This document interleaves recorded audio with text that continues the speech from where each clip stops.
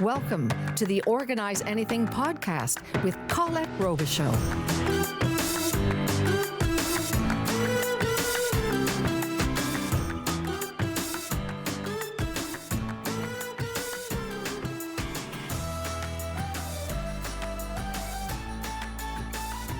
Welcome to Miracle Mornings, because getting to work on time is nothing to snooze about.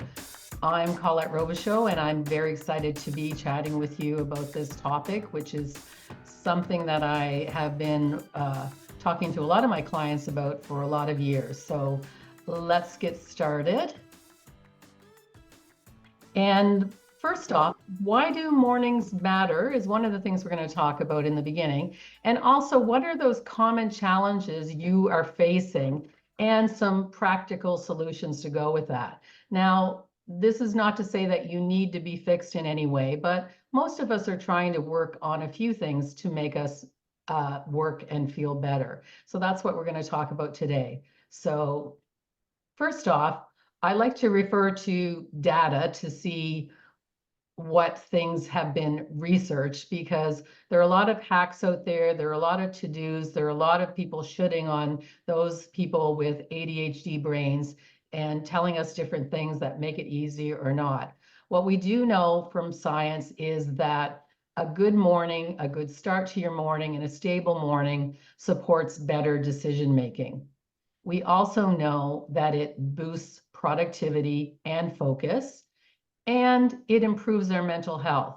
So a good morning really creates the foundation for a lot of things that can go on in the rest of the day. I always talk to my clients in our coaching sessions about return on investment. There are so many things out there that we could be working on. There's just like that big buffet of things, and we just don't know what to take. But the truth is, if we really want to make an impact, let's choose fewer things and the things that have the most return on investment to us, to our work, to our relationships, to our mental health. So ADHD brains have an intense range of emotions. So by stabilizing our mornings, it's also going to allow us to regulate those emotions, which so affect how we behave in the workplace, how we behave with our relationships, and how we feel about ourselves. One of my favorite books over the many years that I've been working on how to be more productive, how to work with an ADHD brain, is the book by James Clear, Atomic Habits. There's a lot of information in this book, but I would say it pares down to something that I've been preaching for a long time. That's probably why it's one of my favorite books, is that we have to do small changes that are consistent over the long run. So the quote from James Clear is, focus on making one small, manageable change at a time. And this is something that will prove to work for you. So small changes done consistently, or fewer changes done consistently, really outrank a lot of changes done for a while, and then we stop and we feel like we fail, and it really eats away at our confidence, which is something else people that have ADHD often have, that we start, we stop, we are overly optimistic about what we can achieve. So one of the real takeaways I'd like to let you know about tonight is that small, what I call micro baby steps, little changes over the long run will serve you better than many other things. We want to set an environment for success that fits your abilities to make life easier. That means giving your ADHD brain what it needs to function best. And a key to having you function best, as we said, is starting your morning off right. And that starting it right, the morning off right, is often directly related to what's happening the night before. And I know we're already adding in a lot, and you're saying, hey, Colette, you said we were going to just talk about mornings. But the truth is, we have to back it up to the night before, and you'll see as we discuss some of these things. So for many people, sleep is a big issue. It's proven people with ADHD have more sleep issues than others. In fact, I've been reading more research lately that says that there's also some question marks about people getting ADHD diagnosis when they could be a circadian rhythm disorder or a sleep disorder. So often my clients say to me is, oh, don't worry about sleep. I get a full 8 hours sleep or more. But what we don't know is that often if we're getting a lot of this blue light, we're not getting the sleep that we need. We don't get into that REM sleep. So even if you think you are getting a full 8 hours sleep, just think about filling up your tank with gas, but there's water in it. You know, you might say, oh, I just filled it up, and maybe it's getting there, but it's eating away at your car. Maybe you're going to stop and run out of gas really soon. So think about avoiding screen time, at least 30 minutes. Lots more people are saying even more than that. But as I said, start small and try and back it out and see what you can do. Also, you can buy some blue light filter glasses, and these are something that I had years ago that I tried that really helped a lot as well.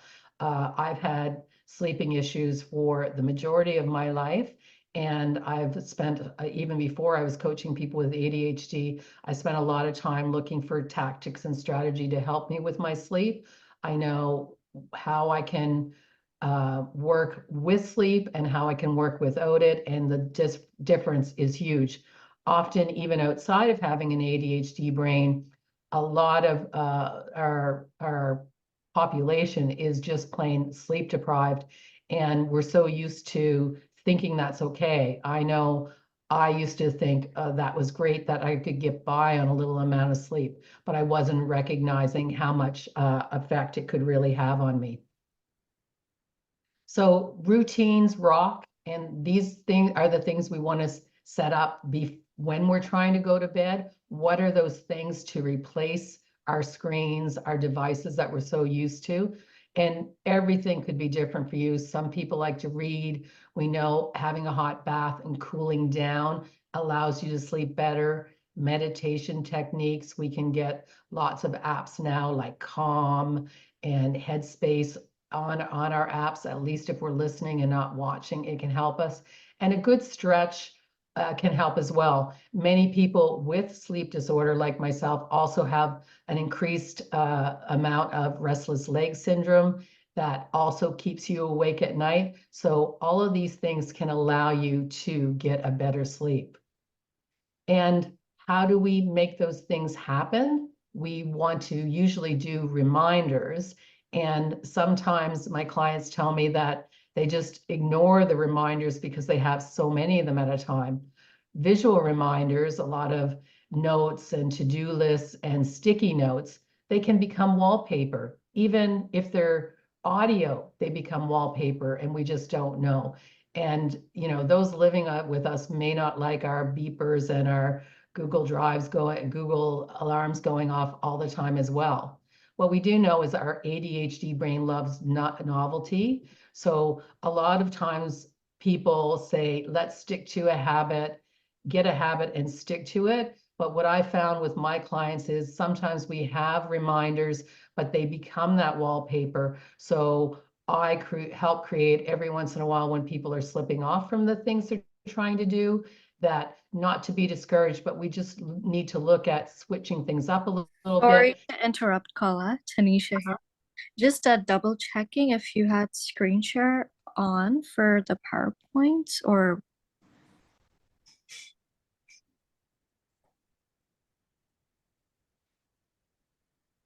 Are you not seeing the screen share? it just came back on. Oh, okay. Okay, good. Okay, so the ADHD brain loves novelty. So when that novelty wears out, sometimes we have to explore new ways of creating those reminders.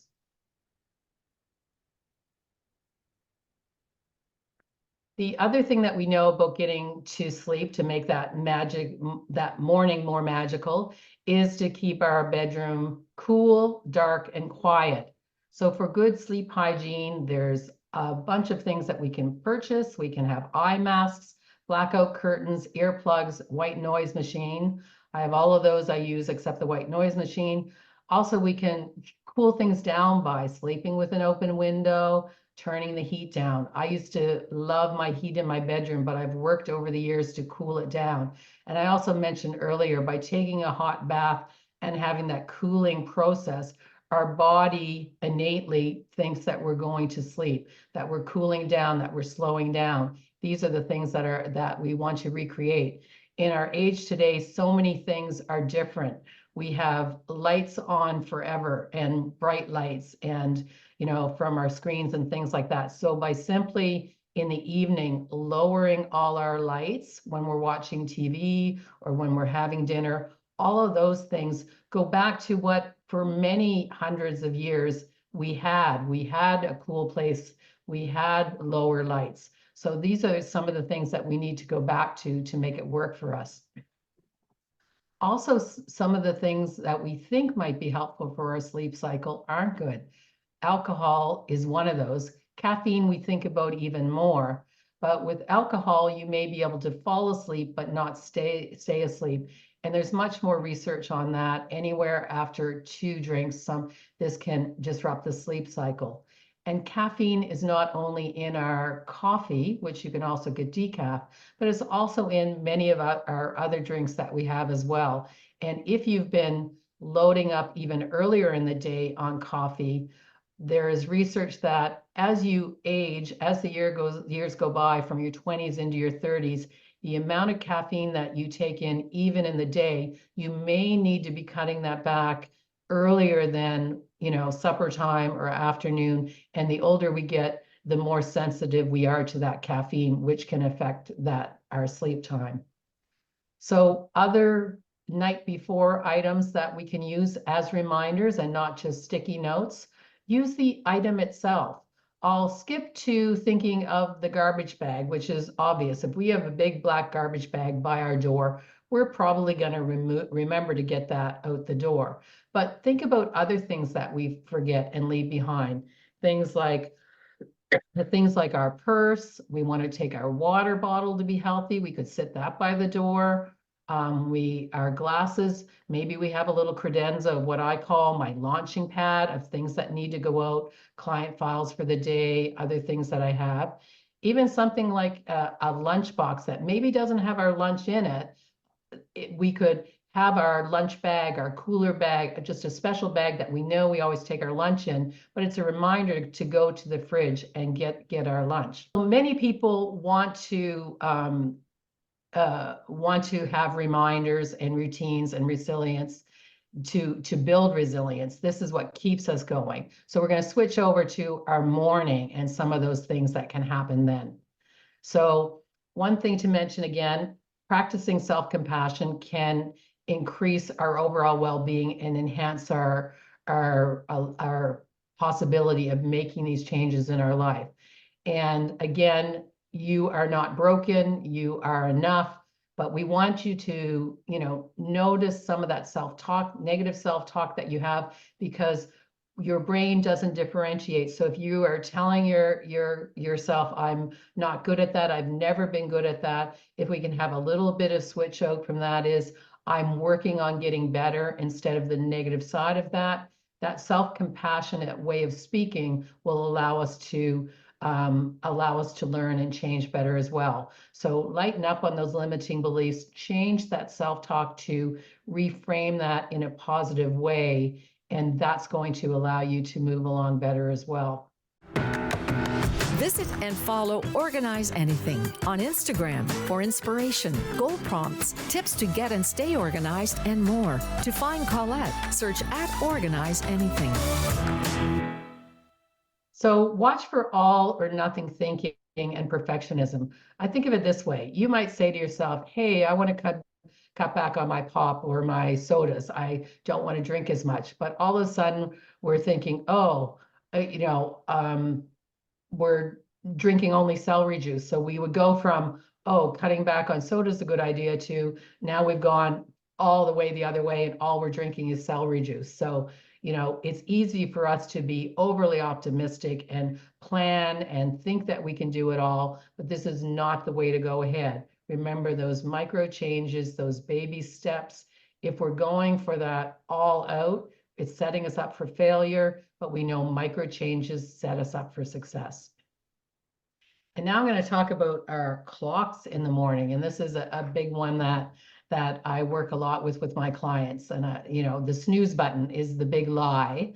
And even though you think you're getting more sleep, it actually disrupts the sleep cycles because it starts sleep cycles over again that are unfinished. It worsens our cognitive function and it increases stress and fatigue. So again, that's okay to know this is a big lie, but how are we going to make that better? How can we deal with that and make that better?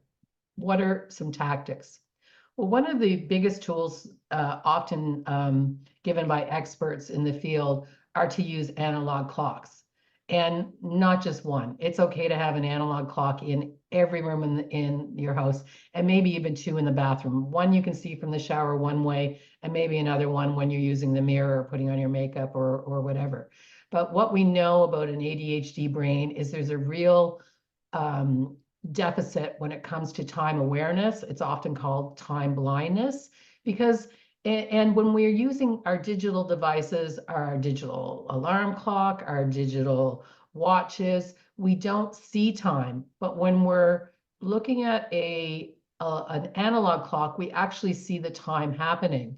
And another tool is something called a time timer. And this is something that doesn't have numbers on it, but just gives blocks. So it would be a block of 15 minutes and it runs backwards. This has often been used with children and saying, hey, watch the time timer and we're going to work backwards, and it gets less and less. And because if you say to a child, oh, you're going to bed in 15 minutes, that's hard concept for most kids, but kids that also have ADHD or adults, if you have something like a time timer where it reverses and you're just seeing a sliver of red, you're knowing you're getting closer to where that is. So the other trick with this is to set it up across the room so you have to get up. And, you know, we all know that we can go back to bed, but these mini steps can maybe get you headed in the right direction. So some other morning activities and reflections are for you to think about in the coming days and weeks, you know, how long it takes you to do things, you know, kind of an audit of, you know, are you 3 minutes in the shower or are you actually 10? You know, where are your morning obstacles? Is it with your children? Is it with your dog? What are the things with you? And if you are running behind, do you actually know it? And that is a key, because if you know it, you can eliminate some of those less crucial things. And also, it's great if you have 10 things to get ready in the morning, maybe we do the most crucial things first and save the other things till later. So get the important things done first and let the other ones go, and you'll get more of a return on investment. So things that you know, I would let go of if I'm running behind. I wouldn't get my full makeup on. Maybe I'm throwing it in my purse. I wouldn't do my skincare routine. I wouldn't be scrolling on my phone. I would save that for another time. And that's where people get in trouble. They're starting their day with their phone in their room, and they're starting doing something that is a low, that takes up time, and they don't even know if something is going to happen ahead of time that's going to prohibit them from keeping the schedule. And you might, those are the days to not have a leisurely breakfast or you know, even make toast. Maybe that's when you have your granola bar, or you're going to have to go and grab something later on. And the end result in working with a lot of my clients is getting them to work on time and keeping their jobs. So, you know, showing up and being there and ready to go. And sometimes your supervisor or boss have a different idea on time. You may have one boss that says, it's okay, you come in, it's 9 o'clock, you make your toast, you chat with everyone, and 20 after 9, he's not going to say anything. You might switch bosses, and all of a sudden, if you're not there beforehand with all those other activities done, you're not doing your job, and this can be a big surprise to you. So being aware of what time preferences for people in the workplace are very valuable. It is hard for a lot of people to be on time, but it is one of those things that people really look at and can really measure you at, and measure you for annual reviews and things like that. So something that is important to look at. Dressing, I'm not going to go into this 100% because I have another webinar coming up on closet closets and how to get dressed in the morning and get out of the house. But some key pointers here are to buy clothes that don't wrinkle. Maybe you have a uniform. Barack Obama had a uniform of what suits he wore on different days, and he stuck to that. He had really important decisions to make in the world, about the world, and so that was taken out of it for him. He knew what he was going to do. So even for us, that decision-making process in the morning is very hard. If we have had a hard night, if we're not focused, if we have decision fatigue about some other things we've already done in the morning, even trying to get ourselves dressed could be an issue. So you might have a uniform that every Monday you wear this, every Tuesday you wear something, and it goes through in that way. And that can really make it easier. What I've seen over the years, the people that have less clothes, their life is easier. They have less laundry to do. It doesn't stack up. They don't feel behind. So a good idea for some people is to edit their closet. What doesn't fit, what's itchy or uncomfortable. A lot of times an ADHD brain has some hypersensitivities, and even in aging, our skin becomes thinner and the textures of our clothing can become more irritable to us. So that's the last thing we need. And sometimes we say, oh, well, that's stained or that needs to be fixed, or I'm going to sew a button on. I know personally, I have never sewn a button on. That doesn't mean that it's not good, but we have tons of places that we can repurpose our clothing today. We have friends and family we can ask. We know people that could really use a lot of what we have, and that would be a great way to go. So in another thing that people want to do is often save money. Often people with ADHD have some habits that they can overspend. They shop online with impulse. They can't remember their lunch, so they're buying last minute.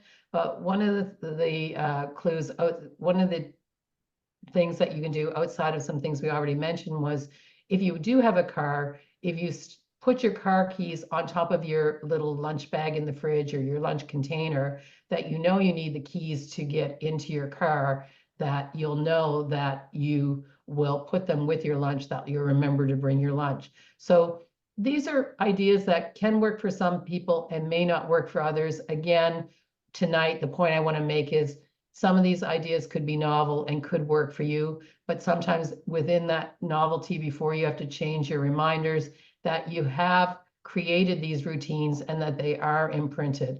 They may last a long time, they may not, but at least you're getting a good start on them and before you have to strategize about something else. So another thing that we can often do is think we're getting ahead by multitasking, but that's very much a myth. Think monotask, not multitask when you start. I have a embarrassing story of me being on the phone and trying to get dressed at the same time. I had this bed with little balls on the end of it. I was trying to get dressed and have my phone on my head, and I ended up somehow getting a pant. I have no idea how to explain how this happened. Caught on the hook on the bottom of my bed and actually fell on the floor. So, you know, there are other things that can happen when you're multitasking in different environments, but the bottom line is you are doing none of those things well, and, you know, things can really mess up on you as well. So for success, we want to think micro tasks to create that new behavior. So think small and consistent. And the myth of taking 30 days to start a new habit is just that. It's a myth that was something disproven many years ago, but it tends to float around. And actually, a lot of times people are trying to do a whole bunch of things at once, so that would really diminish that ability to create a new behavior anyway. So think as small as possible and enjoy what it feels like to be successful. And some things take longer than 30 days, you know, that's okay. But if you're starting with those that are a high return on investment, that's what's going to serve you well. So not everything is going to go in your toolbox for you to go to right away, you know, and I think that's something to think about. What is in my toolbox? What is in my toolbox when I'm feeling overwhelmed? What is in my toolbox if I'm running late? Things that you will know and habitualize and remember. But again, the key today is to start small, tiny steps, and that's what's going to give you the most success.